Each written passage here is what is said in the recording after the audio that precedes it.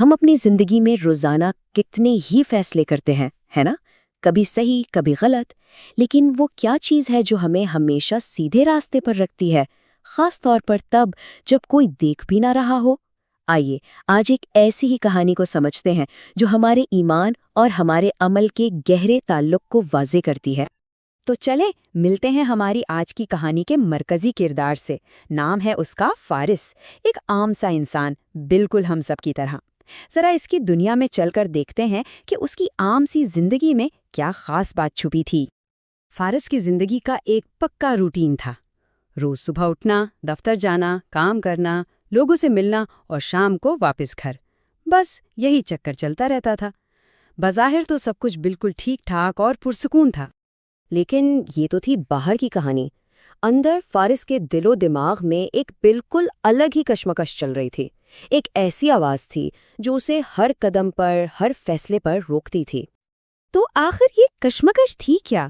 دراصل یہ روزمرہ زندگی کی چھوٹی چھوٹی آزمائشیں تھیں، وہ لمحے جہاں انسان کو صحیح اور غلط کے بیچ ایک راستہ چننا پڑتا ہے۔ سوچے ذرا، ہر روز اس کے سامنے ایسے راستے آتے تھے، ایسے شارٹ کٹس جہاں تھوڑا سا جھوٹ بول کر بڑا فائدہ مل سکتا تھا، یا کسی کا حق مار کر اپنا کام آسانی سے نکالا جا سکتا تھا۔ یہ وہ چھوٹے چھوٹے سمجھوتے ہیں جنہیں ہمارا معاشرہ اکثر معمولی بات کہہ کر نظر انداز کر دیتا ہے۔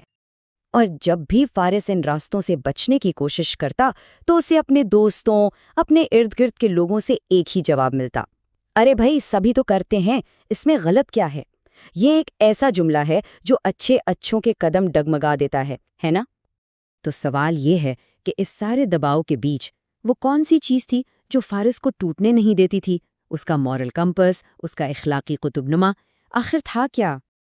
وہ چیز تھی ایک سوال، ایک ایسا سوال جو رات کو سوتے وقت بھی اس کے ذہن میں گونجتا تھا: اگر کل مجھے اللہ کے سامنے کھڑا ہونا پڑا تو میں کیا جواب دوں گا؟ بس یہی ایک سوال اس کی پوری زندگی کے فیصلوں کی بنیاد تھا۔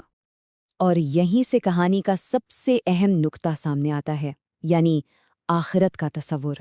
یہ یقین کہ زندگی بس یہیں ختم نہیں ہو جانی، بلکہ آگے ایک دن اپنے ہر عمل کا حساب بھی دینا ہے۔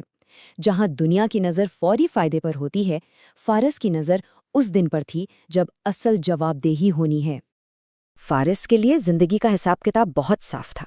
دیکھیں، نام، پیسہ، شہرت، یہ سب چیزیں تو یہیں رہ جائیں گی، ہے نا؟ انسان کے ساتھ اگر کچھ جاتا ہے تو وہ ہیں اس کے اعمال، بس۔ اور فارس کے لیے یہی اصل کرنسی تھی، یہی اصل سرمایہ تھا۔ اور جب یقین اتنا پختہ ہونا تو وہ آپ کے ہر کام میں جھلکتا ہے۔ فارس نے کبھی کسی کا حق نہیں مارا، کبھی کسی کو دھوکہ نہیں دیا، اور اس دور میں اس کی ایسی ایمانداری دیکھ کر لوگ اکثر حیران رہ جاتے تھے، کیونکہ اس کی بنیاد دنیاوی فائدوں پر نہیں بلکہ اس کے عقیدے کی گہرائی میں تھی۔ تو اس پوری کہانی کا حاصل کیا ہے؟ یہ صرف فارس کی کہانی نہیں ہے، بلکہ یہ دنیا اور آخرت کے درمیان ایک توازن قائم کرنے کا ایک بہت ہی گہرا اصول سکھاتی ہے۔ بات بہت سیدھی ہے۔ جو انسان آخرت کو یاد رکھتا ہے، یعنی اس دن کو جب اسے جواب دینا ہے، وہ دنیا میں بھی سیدھا ہی رہتا ہے، اس کے قدم بھٹکتے نہیں ہیں۔ اور آخر میں کہانی ہمیں ایک زبردست فارمولا دیتی ہے، سچی آزادی کا فارمولا۔ پہلا قدم، آج صرف اللہ کا ڈر دل میں رکھو، اور اس کا نتیجہ کیا ہوگا؟ دوسرا قدم، کل کسی اور سے ڈرنے کی ضرورت نہیں پڑے گی۔ یہ ہے وہ اصلی آزادی جو ایک مضبوط ضمیر سے ملتی ہے۔ تو آخر میں ایک سوال سب کے لیے، شارٹ کٹ سے بھری اس دنیا میں وہ کون سا لنگر ہے جو انسان کو طوفانوں کے بیچ بھی ثابت قدم رکھتا ہے؟ ذرا سوچئے گا۔